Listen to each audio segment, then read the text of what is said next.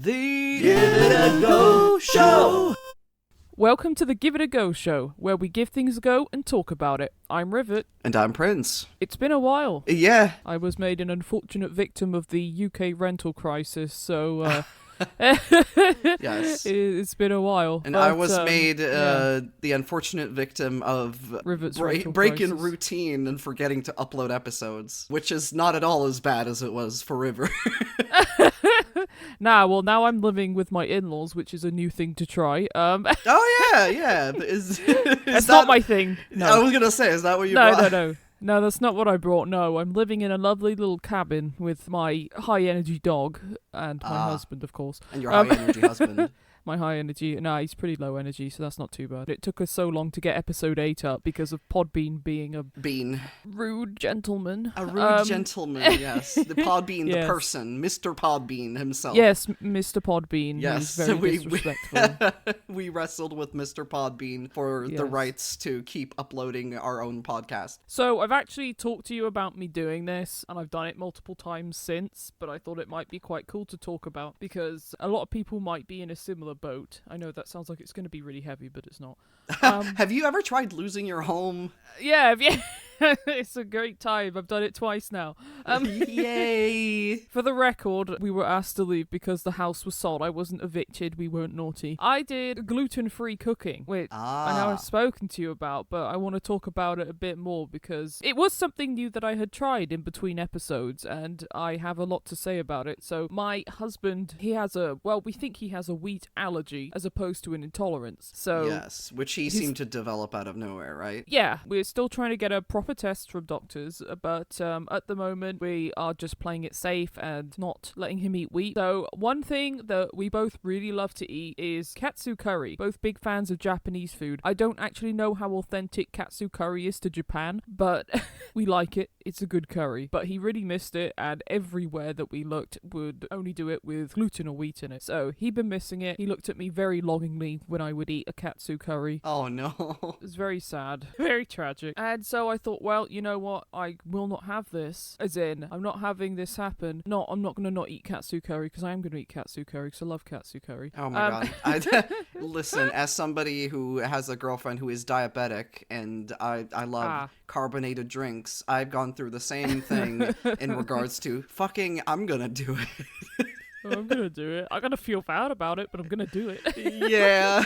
When I'm cooking, we'll have the same meal as most people tend to do. It's a bit awkward, when you've got to just find a different sauce or whatever, because I know he really specifically wanted katsu curry. So I went online and I found a recipe from a website called, I think it was Gluten Free Blogger for, katsu curry. I thought, because we're both big fans of donburi. Yeah, so we wanted to make a katsu chicken donburi, which is essentially rice, protein, and vegetables. And sometimes an egg. We often do an egg because egg good. Anyway, egg good.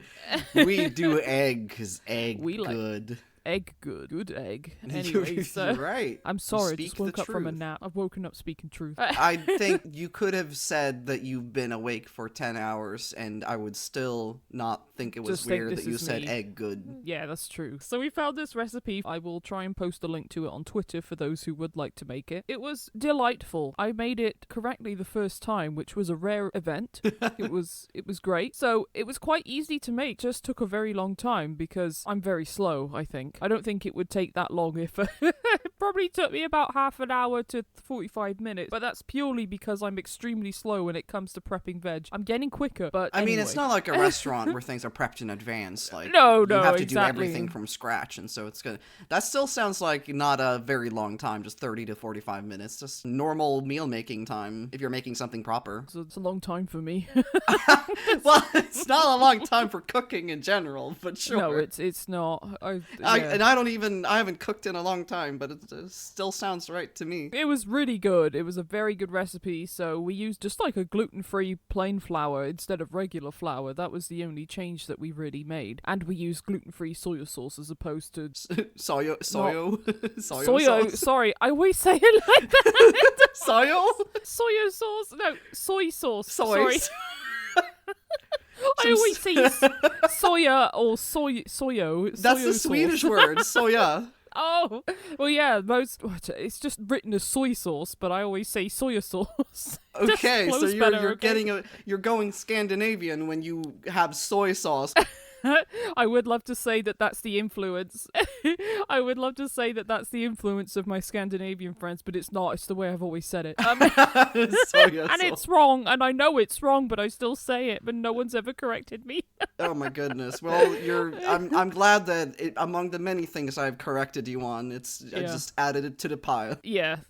Sometimes it's basic English he corrects me on. I'm okay with that. Yeah. I have to say, anyway. My English is another topic altogether. Maybe I should give English a go one day. Maybe you should try it just once. Yeah, I'll just give it a go. Also, apologies. I've been told I have a very dirty laugh, and I can hear it now. Dirty laugh? Who told you that? My husband, my father. You do have a laugh that can sound that. A little, cheeky, I guess. Yeah, a little gremlin-like. I mean, that's obviously forced, but yeah. I've also been told I sound like my parents' dog when she's really excited. She goes like... and when I laugh, I'm like... You have a variety of laughs, I think. I do. I consider that one of my talents. It's kind of like a portfolio of different laughs. I think that's beautiful. I'm very proud of it. Put that on your resume. I will. If you want me to sound like a dog, then... Oh no, I just did it again. I don't mean to, I promise. Oh my goodness. Anyway, back to curry. Back to the curry. So I can't make sushi rice very well. Well, I make it. I don't make it from scratch. When I go out in my rice fields... I go out and harvest rice from the fields. Yeah. No. I decided to bring to the podcast that I was making gluten-free curry instead of the fact that I've grown an entire rice paddy in my backyard, in my in-laws' backyard. Yes, and I have harvested the rice. Decadence. No, I can't cook sushi rice, apparently. I've tried. I've made this recipe, so the katsu curry donburi, about 4 times now. Do you not have a rice cooker? No. My husband doesn't like rice cookers. I don't know why. I would like a rice cooker, but I guess at the moment, not a good idea, since we're sharing the kitchen with my poor in-laws who have to sit there and watch me make eggs every day. But egg good. I say that like I force them to sit there and watch me. You have to watch me. It's time for the egg frying. Come into the kitchen now. I will open the gallery. I'm not very good at cooking sushi rice yet. It usually it's either undercooked or it's a wet, sludgy mess. Last time, I'm gonna get crucified for this because it's absolute sacrilege. I used long grain rice because I couldn't be bothered to prep the sushi rice. And I didn't even make that right. It was a sludgy mess again. I thought you said that the first time it turned out well. No. The curry turned out well. The rice did not. I see. So last time we had it, my husband wanted to give it a go instead. And obviously as I've said many times before, he used to be a chef. I mean, he can cook it perfectly. He can cook that sushi rice really well. And he did the curry a bit better than me. I think he seasoned it a bit more. So it was just right. Yeah, I still need to learn to season my rice as well. I mean, you don't have to tell me. We get bag of rice that we microwave.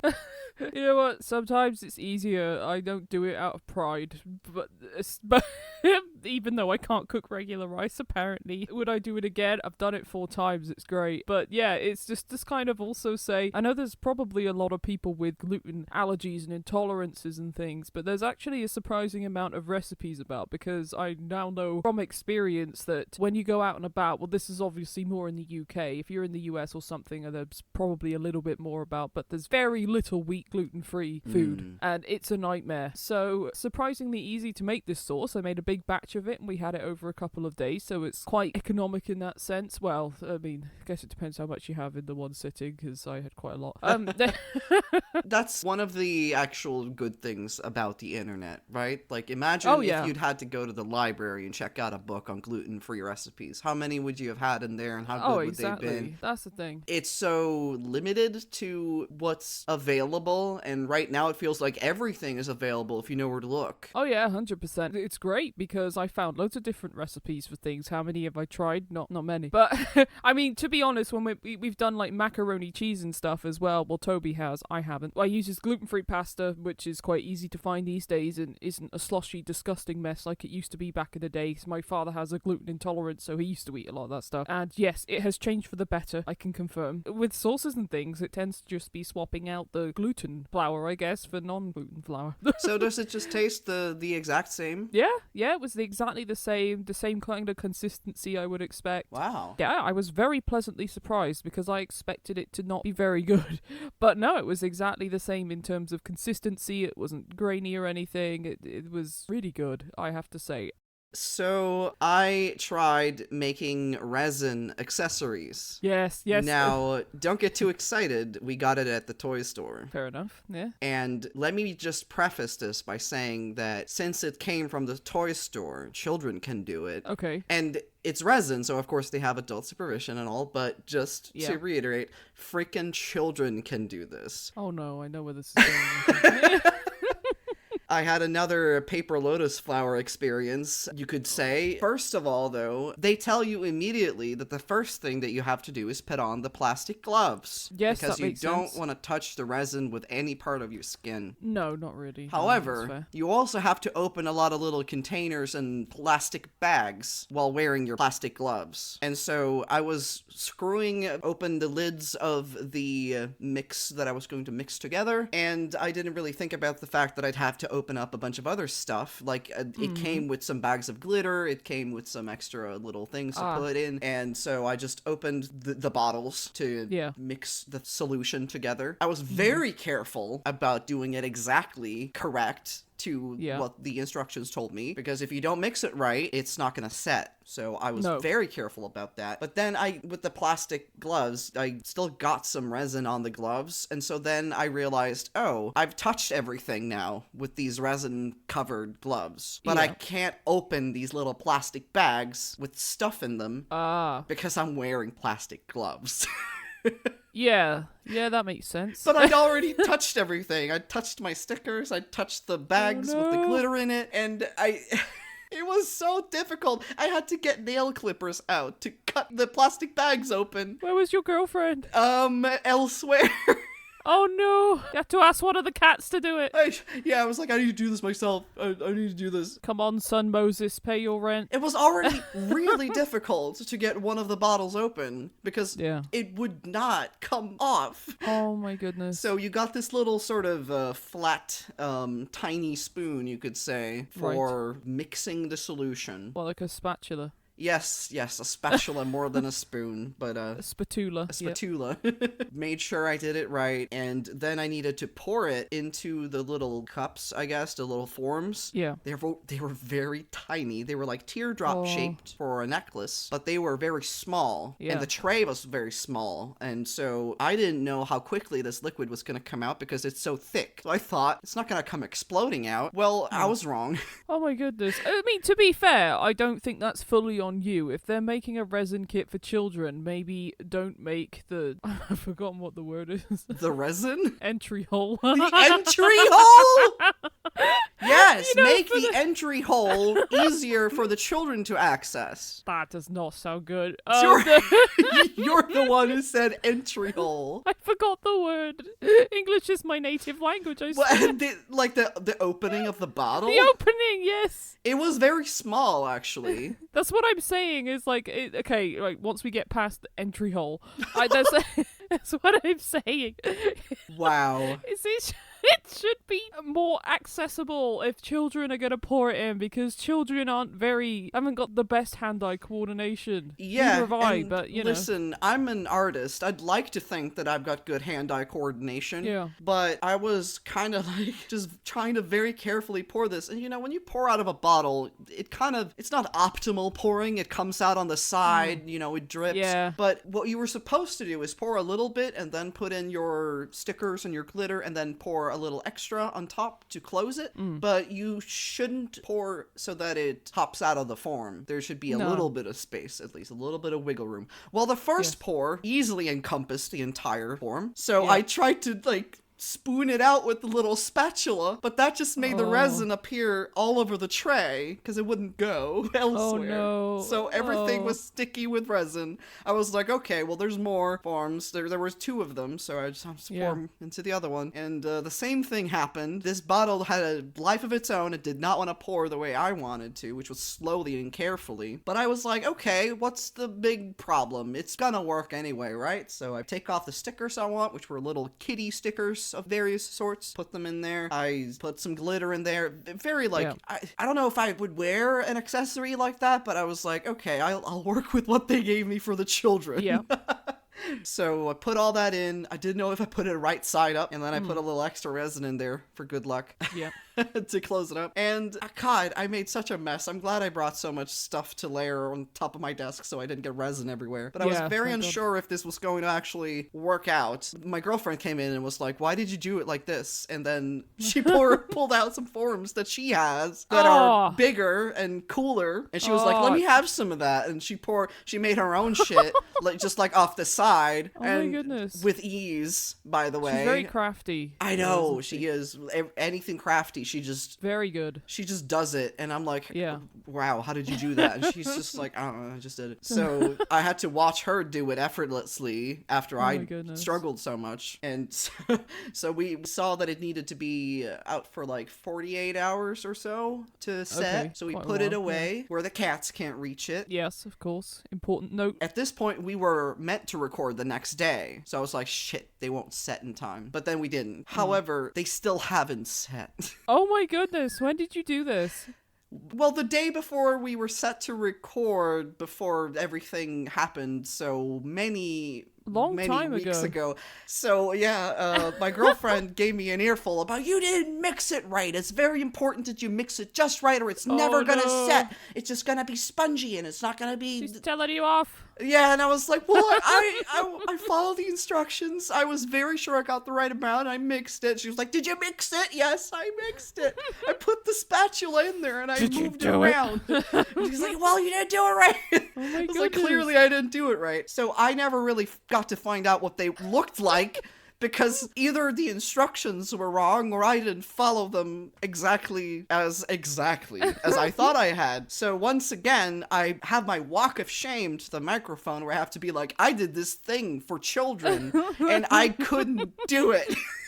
Well, we're still going to need like a photo of it in its current state for the social media, so I can't wait to see that. Well, okay, I haven't checked on it in a couple weeks, so maybe. Oh, okay. I mean, to be fair though, if it hadn't set by 48 hours after, yeah, we did check like over a week after the fact, and they were still like spongy. L'éponge. I don't remember if we got rid of them by now, but if we have them still, I'll take a picture. I was like, let's do something cool and new that I've definitely never done before. And she was like, I'll check the toy store. And at first I was like, well, what could it be if it's a toy store, like a board game or like a like magician's kit? I didn't think they'd have resin stuff there, so I was like, oh, that's cool. Yeah, I see people make some super cool stuff with resin, like D&D dice and things like that. But I've kind of wanted to try it as well, but now I'm afraid.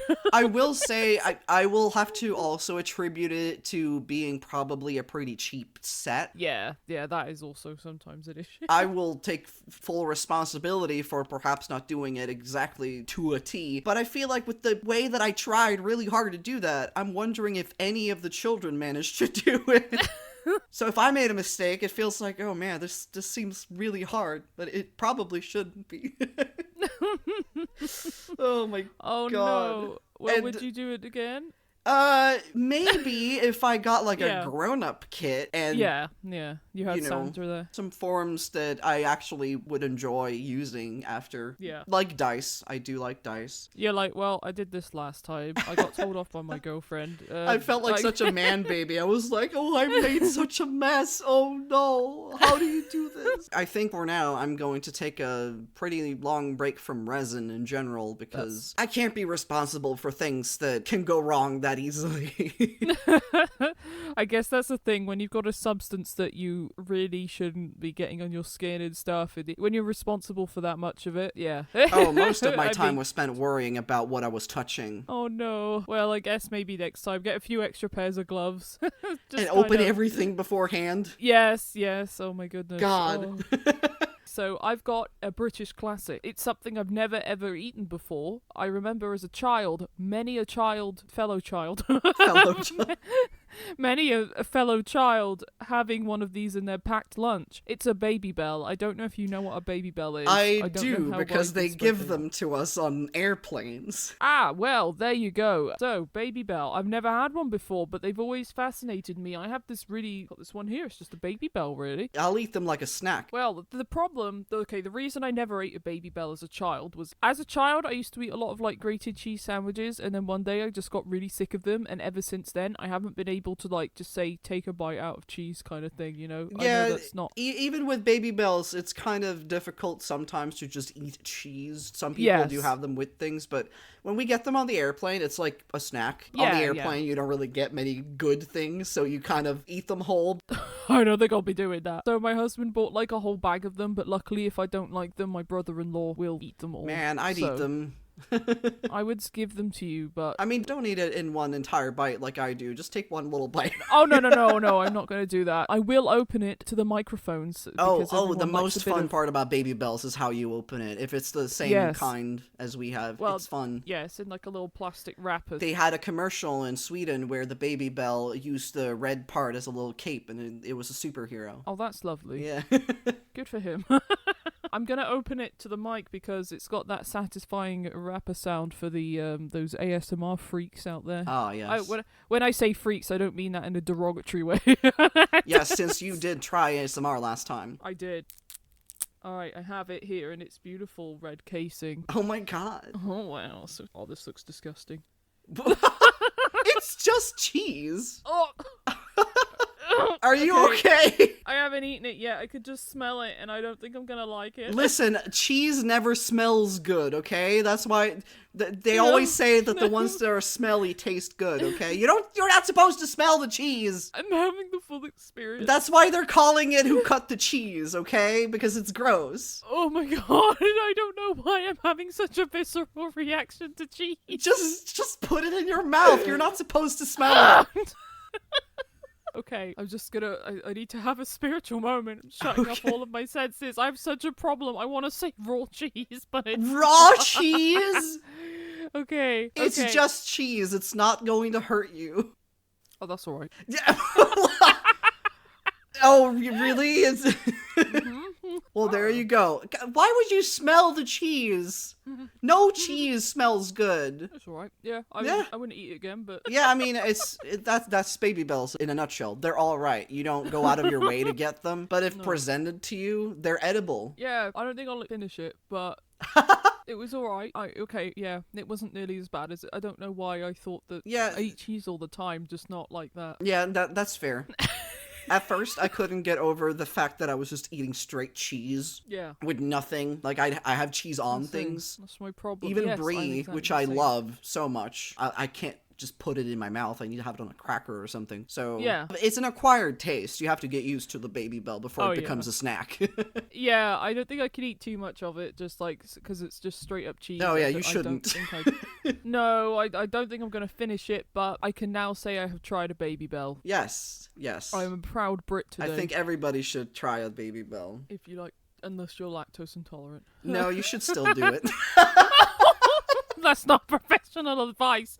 Listen, you think we are the people standing in the way from lactose intolerant people? Because most lactose intolerant people I know still drink milk. Yeah, to be fair, my dad's lactose and gluten intolerant, and he still eats both. He had like a massive piece of my chocolate birthday cake yesterday. Well, there you go. They're their own worst enemies, and we can't stand in the way. He really is. So, anyway, yeah. What I brought is something that's, well, it's been in the refrigerator now for the entire time, and hopefully it's fine because it's a canned drink. Yep. So I got from the Asian market the Ocean Bomb Bubble Milk Tea. I love Ocean Bomb. Do they have the Pokemon ones? I have no idea because I wasn't the one who went.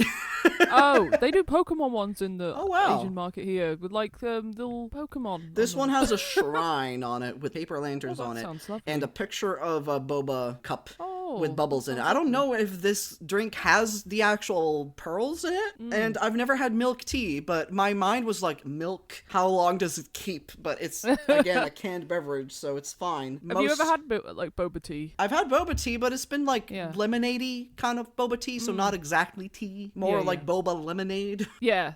But I've had it in the cup with the pearls and all. Okay, I'm gonna open it. Okay. Ooh.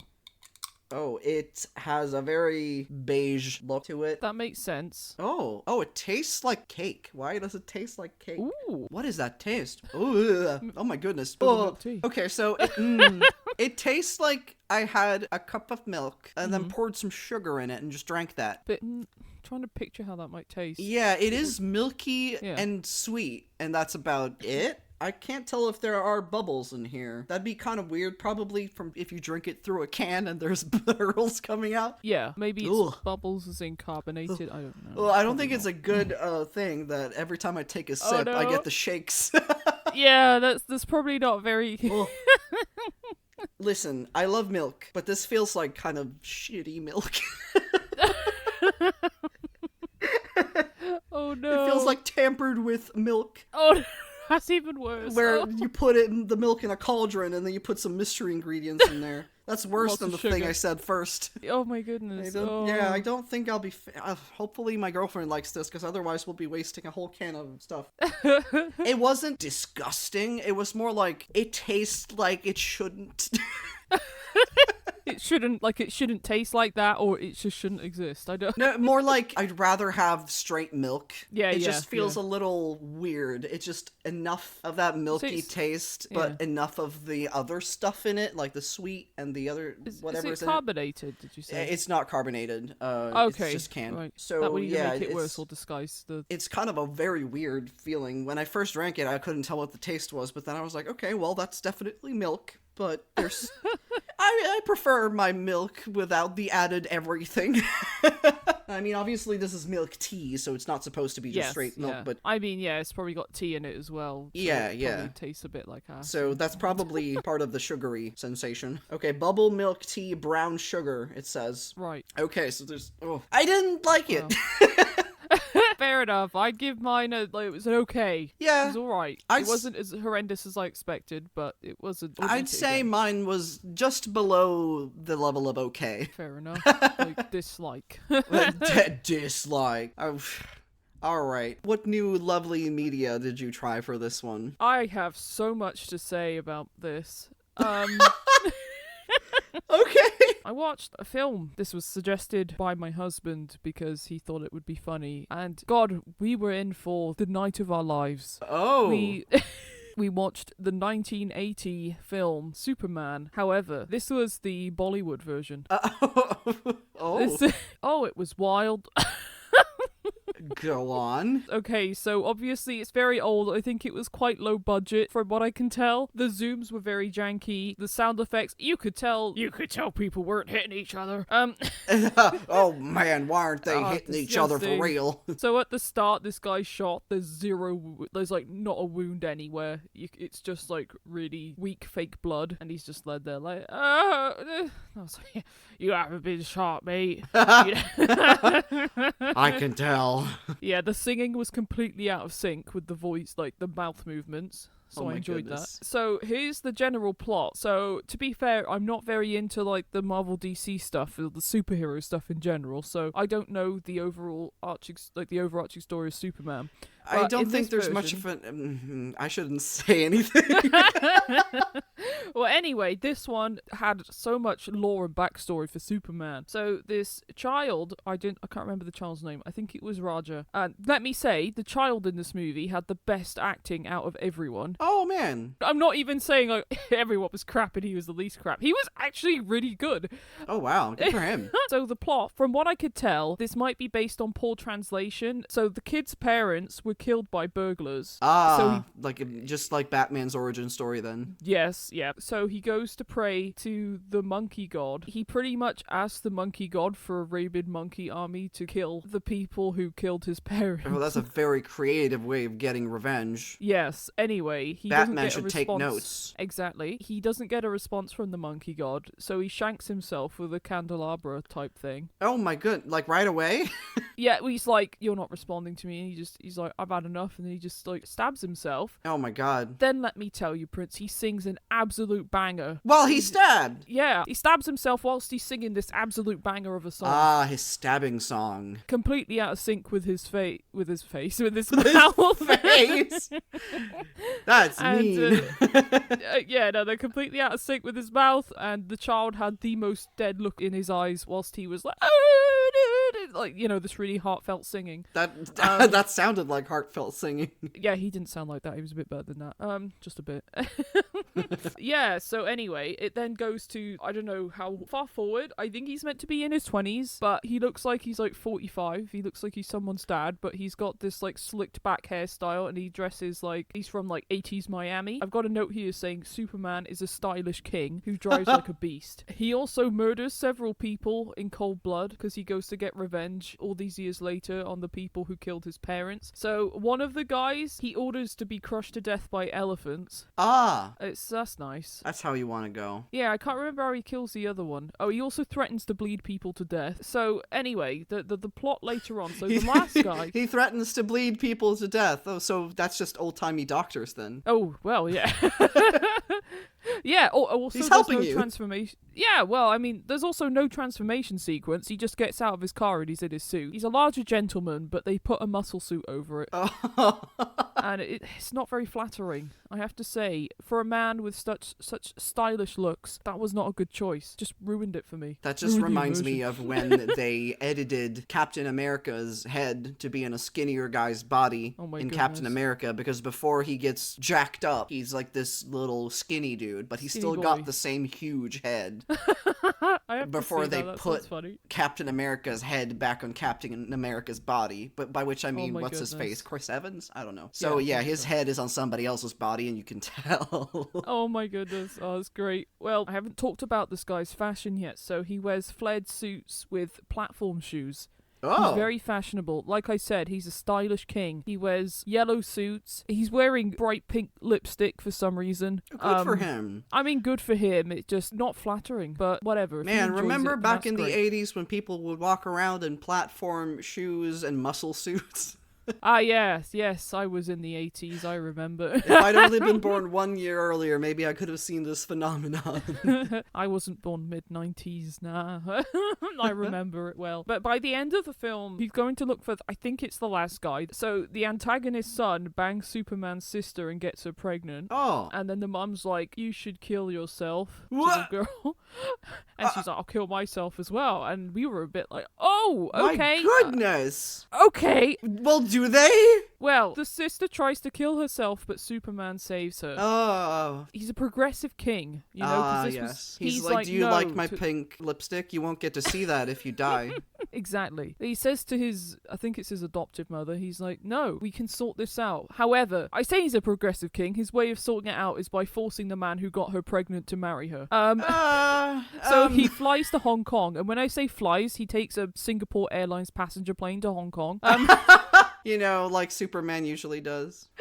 Yeah, so the night before, he flies around the world as Superman with his girlfriend love interest. And then the next day, he's like, I'm going to Hong Kong to go find this man. And he takes his Singapore Airlines plane. I mean, you never know. If you start flying above other people's countries, they might shoot you down thinking you're some strange invader. Yeah, my husband made that point. He said maybe it's because of, you know, like the military no-fly zones. He might have to... Yeah, that might be They didn't care when he was carrying around a hot babe. No, they really didn't care. But yeah, so but that's if he's that by himself, anyway. he better watch his ass. Exactly, that's the thing. So he has a fight with this gentleman from like the underworld who bitch slaps him across the cave for a while. This dude was summoned by a sorceress, so he just turns around to the dude and he's like, I don't know, can you like just take her back to hell with you? And the guy's like, alright, and then he just goes. Oh, that's the fight. Well, that's how good of him. Very kind of him. Anyway, then he goes upstairs, finds the main antagonist, who's the third and last person that he needs to kill, and he pretty much just snaps his neck and that's it. Oh, well, very, very clinical. Anyway, then he comes back with the son and forces him to marry his sister, so that's cool.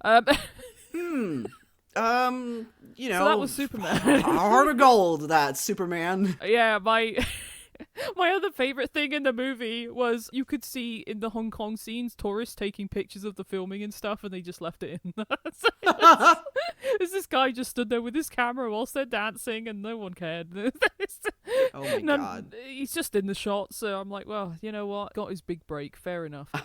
So that was Indian Superman. I've only really watched one Bollywood thing, and that was Pride and Prejudice, which was very good. I'm sure it was. It was entertaining, I'll say that. It kept us interested for 2.5 hours, so, you know, can't say anything bad about that. Moving on, what did you do?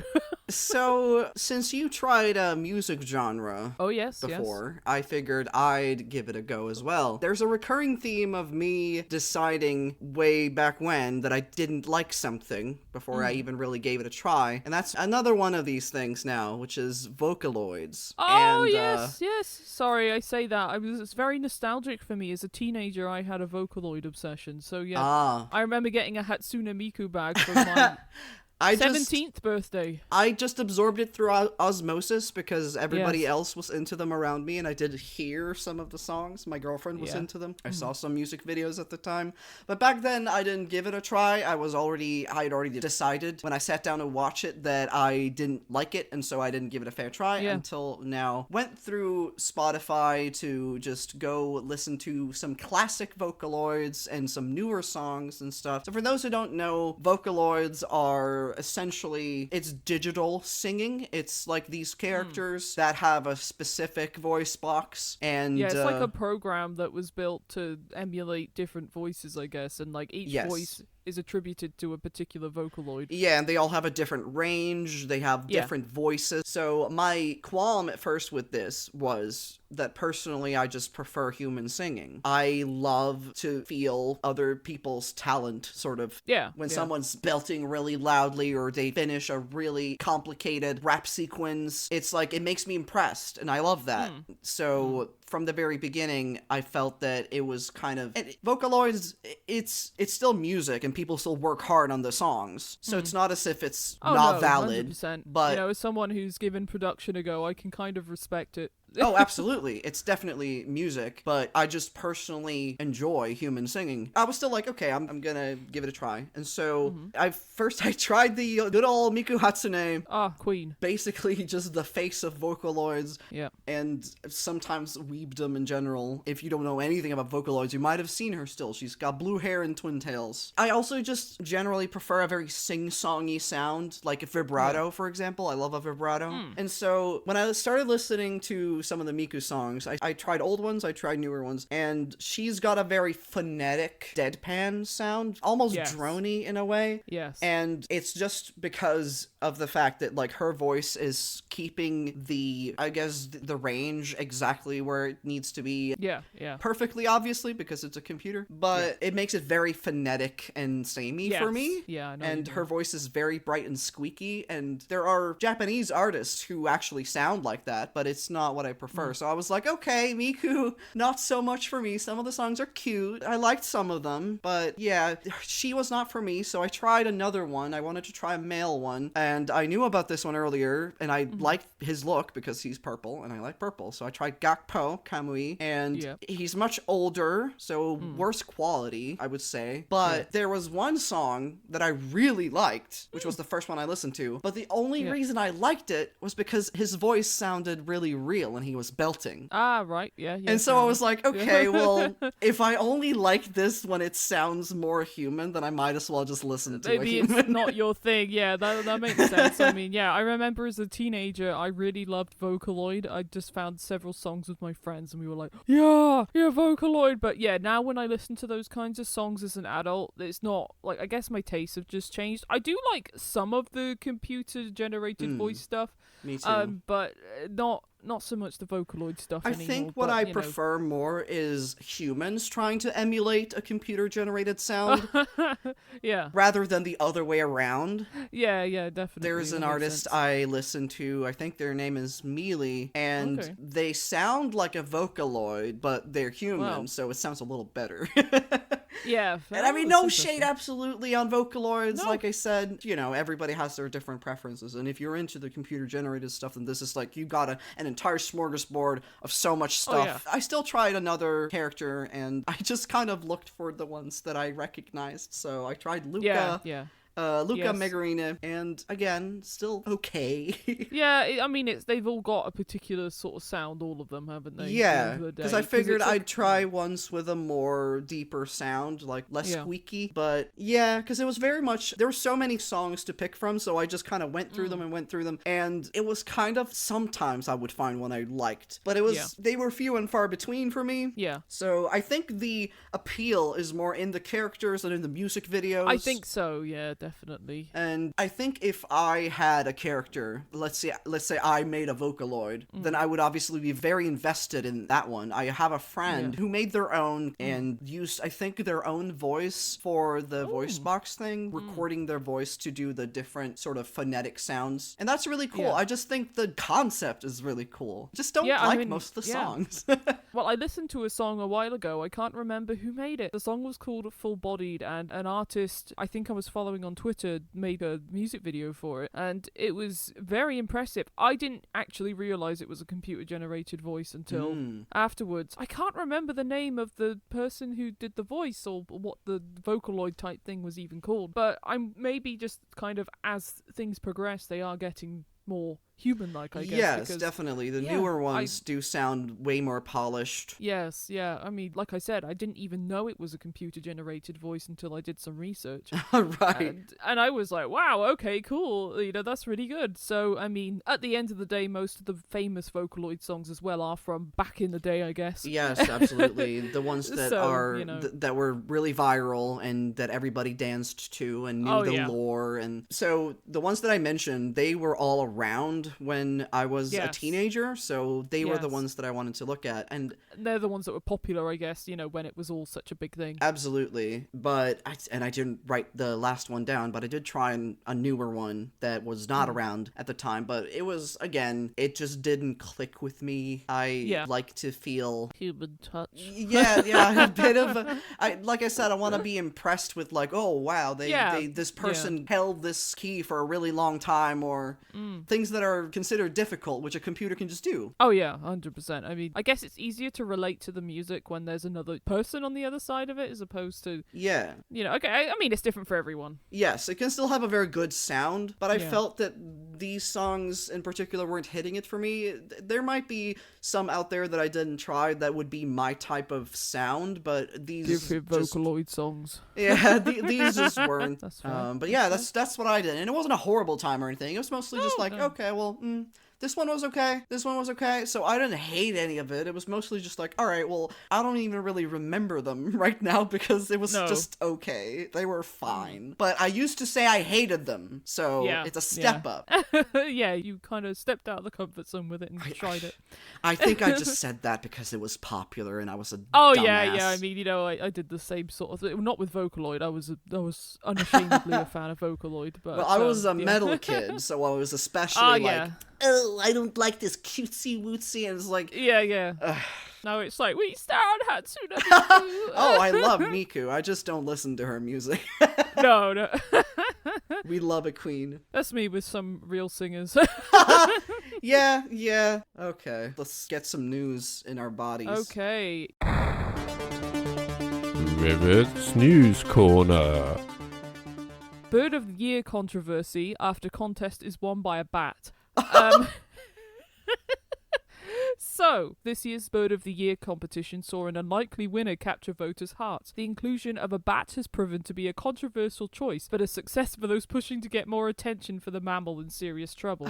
So I presume it was done to raise awareness of this species that is, I presume, going extinct or is in danger. However, the reason I find this article quite funny is because I used to listen to a daily news, radio show from New Zealand. My mum's from there, so before I went there, I wanted to learn a bit more. One article that I remembered was in 2019 there was controversy again. The competition faced accusations of vote rigging after an influx of votes from Russia were detected. So I can't remember what bird won, but there was a massive uproar about it. Oh my God. Everyone was like, no, this isn't right. Are the Russians infiltrating these votes? Yeah. Apparently they were verified and counted, but apparently there was like Russian interference. Russian interference with bird voting? With Bird of the Year in New Zealand, yeah. Oh my god.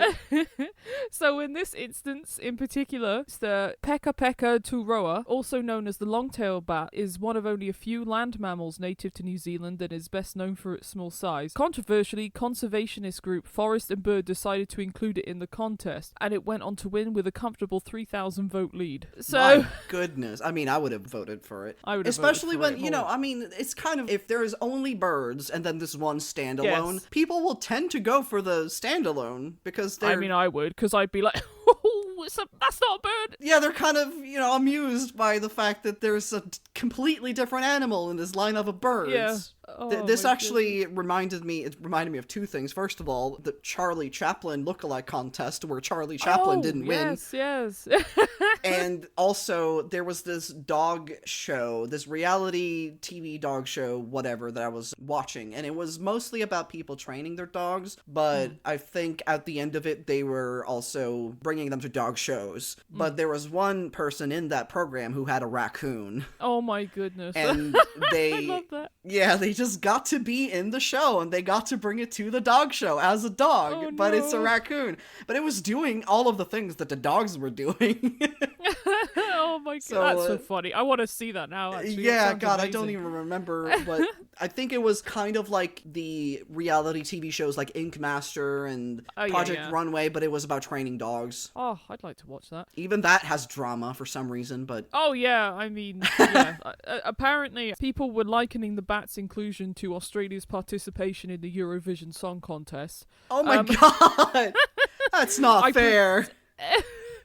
No. Didn't have to I come think for their it's- throat. The lady who runs it said it wouldn't be Bird of the Year without some scandal, so we never know what will happen. Really? Is that common with Bird of the Year? Well, like I said, a couple of years ago, they had the Russian voting scandal.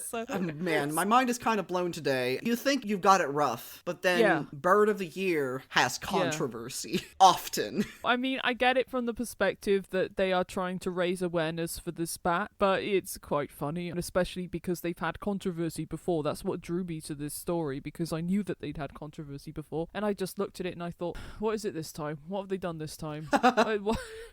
What's the scandal with Bird of the Year this time? Yeah, so last year's winner, the kakapo, that went down to second place. People were not happy. It's a cute bat. With all of that out of the way, I will bring this round with my random facts. Yes. So I've been sitting on this one for a while. Today I learned a waitress was tipped a lottery ticket and won $10 million. Holy... Ooh. She was then sued by her colleagues for their share. Then she was sued by the man who tipped her the ticket. Oh my goodness. Then she was kidnapped by her ex-husband, and she shot him in the chest. Queen. And then she went to court against the IRS. Oh my goodness. So what happened at the end of it? Her name is Tonda Dickerson, and Great. yeah, she elected to take $375,000 over 30 years, rather than the lump sum. These four co-workers... They took her to court. They'd also received lottery tickets as tips and testified that they had planned to share the winnings. And then some regulars at the diner testified that Dickerson told them of the deal, etc. And so... Yeah, but if there's no written proof, then surely, Exactly, like, legally they have no ground. Yeah, she turned down a settlement offer that would have given her $3 million, and then she just left the court without comment. Fair enough. And there's more. She appealed to the Supreme Court ruling that any agreement with the waitresses was unenforceable because it was founded on gambling consideration. And of course, that type of gambling is legal in Alabama. Yeah. So not even the whole thing about writing it down, just making it like, no, it's illegal. We can't do that. And so then nearly 3 years after the ticket was claimed, a judge threw out a suit brought against her by the guy who gave her the ticket, who claimed there was also an agreement to buy him a new truck if the ticket was the winner. Did she buy him a truck? No. The same week that he was denied by a judge, Dickerson's ex-husband was shot after trying to kidnap her. So, Oh my goodness. so during the kidnapping, apparently, her cell phone lady. rang, but her ex, his name's Martin, he, Oh, it's my dad's name, man. It's my yeah. father-in-law's name. Oh no, Martin, why? fine, no. He refused to let her answer it and threatening to kill her if she did, but then later she pledged with him to let her go, and during her pleadings her phone rang a second time. She asked him to let her answer it, saying that if she didn't they would start looking for her. And so when Martin agreed to let her answer it, Dickerson reached in her purse and pulled out a .22 caliber handgun. Oh my goodness. He lunged towards her and she shot him, hitting him in the right side of the chest. She currently works as a poker dealer at the Golden Nugget Casino in Biloxi. What happened to all the money? I mean, she's probably set. It doesn't seem like anybody else is getting that money. Did she want to just go back to work, or... I guess that's true. I guess she just wanted to work at a casino. Fair enough, I didn't say anything about the way she spent it. Well, that's up at to least her not in at my the end of notes. the I day. believe in the article that she may have given some of it to family or something like that, but fair enough. she's probably pretty Goodness. set. That's the trouble, though, isn't it? When that kind of thing happens, as soon as they realize that you've got all that money, then people are suddenly going to come out the woodwork and... The wolves come out. Either they try to get on your good side or they try to straight up sue you. Yeah. Oh my goodness. Goodness gracious. I mean, to be fair, the man who asked for a truck, I don't feel like he was asking for too much. Honestly, yeah, I feel like, but he shouldn't have taken her to court over it. No, but probably not. She could have afforded to buy him a truck. He's the reason she got rich. Like, the waitress says, okay, whatever. If they didn't agree on it, then yeah, maybe he's wrong. But if they did agree on it, and all he wanted was a truck, then I just think it was really resourceful and badass of her to just say, I'm gonna answer my phone, and then pull out a gun. Did she kill him? Or I don't think he died. But let's just say that things worked out for good old Dickerson.